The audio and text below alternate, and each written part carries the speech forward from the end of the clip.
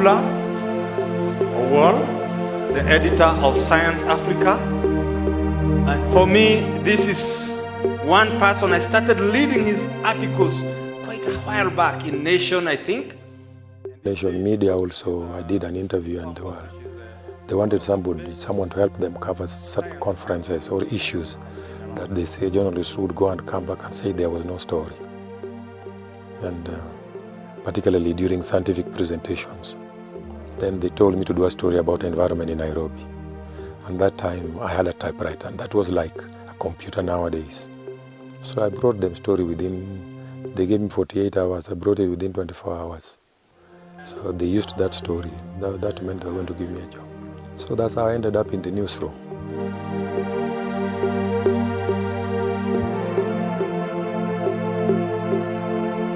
A good journalist is one who has, first of all, deals with issues, particularly in a part of the world, that are relevant, and they don't forget that they are the people's watchdog. They are the eyes of the people.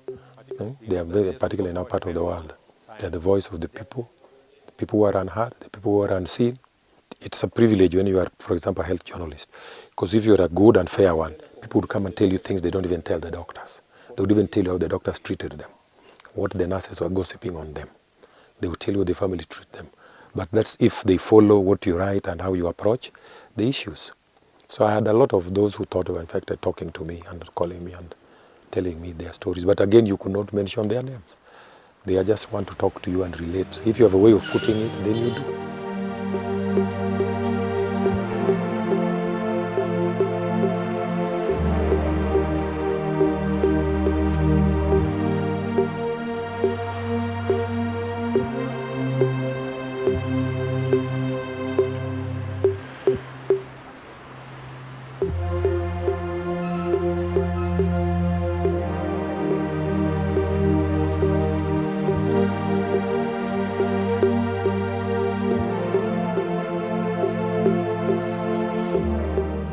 The newsrooms were, I would say, they were more scared than anybody, because it was like something they didn't understand.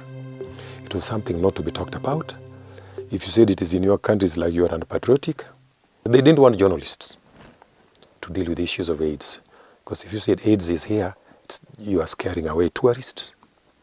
You are stereotyping and stigmatizing your country. You are stigmatizing individuals, communities.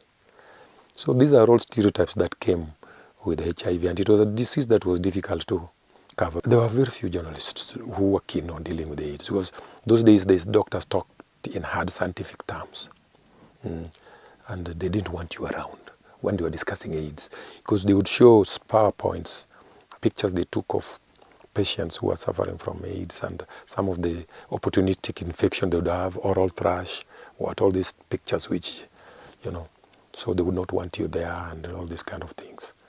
But fortunately and unfortunately, I used to attend them, because initially they didn't want me. But when they found I had a strong interest and was doing it credibly and questioning so many things, particularly when they found I would do articles questioning the struggle for money between Gallo and Luc Montagnier and the laboratory sharing of the patents and the theories of where this thing evolved from.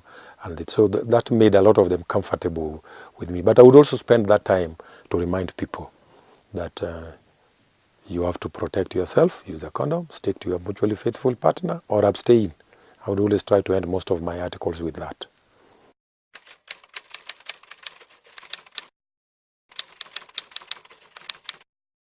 It was an ongoing story from very many angles.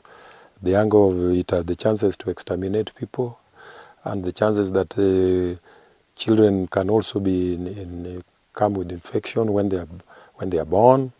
It had lots of implications for survival and even socioeconomic development, because if it is a disease that if you want cripples people, you don't work for a long period, and that kind of, the implications were actually serious also. The uncertainty of the HIV on very many angles. Some people would say it's not it. They didn't even know which kind of, they had to classify it, they had to agree now on one name. And so the frustration as a journalist, because journalists also, science journalism is about dealing with proven knowledge. So whenever I went to discover this, I always find everything said was not proven. The tests, the emerging cures, the sources of this virus, nothing seemed to have been proven.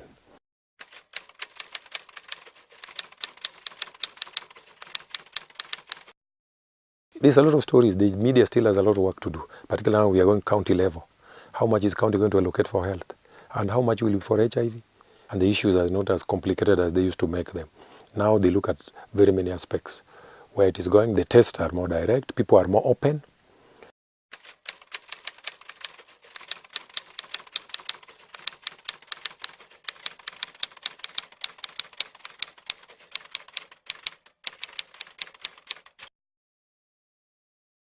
They do, and okay. And nowadays I would say there are a lot of incentives for the media also to write on health.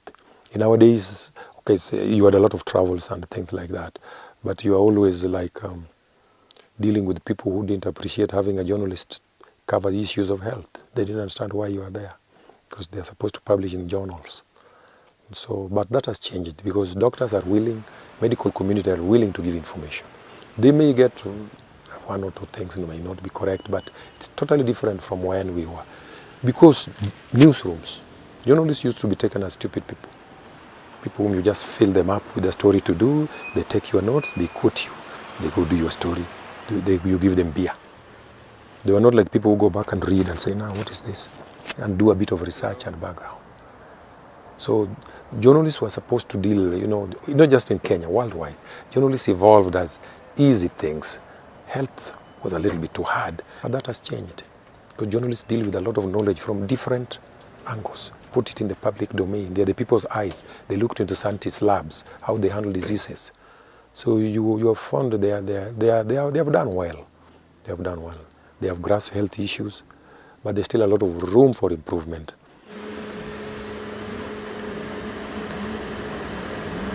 Back in Nigeria, there was a case of a famous medical person, Abalaka. There was the case of him also claiming he had a cure. Until actually it is the media who also kind of exposed him by following up those who are taking up those drugs and found out that they were not working.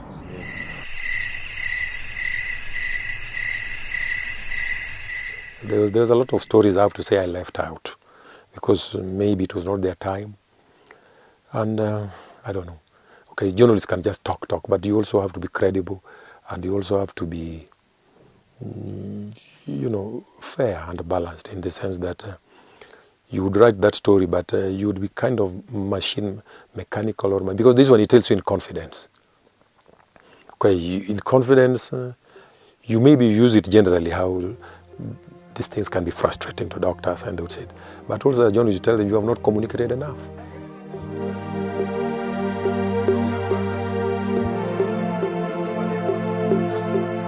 Journalists have held policy worldwide. They have made researchers put them on their toes, policymakers to allocate money. They have increased awareness. And it has also improved the level of understanding of health issues as a whole, diseases. It has brought a lot of, enlightenment on disease issues. Everybody, from the presidents of the world to the queens to the kings, are interested in health issues. Let them not cheat you.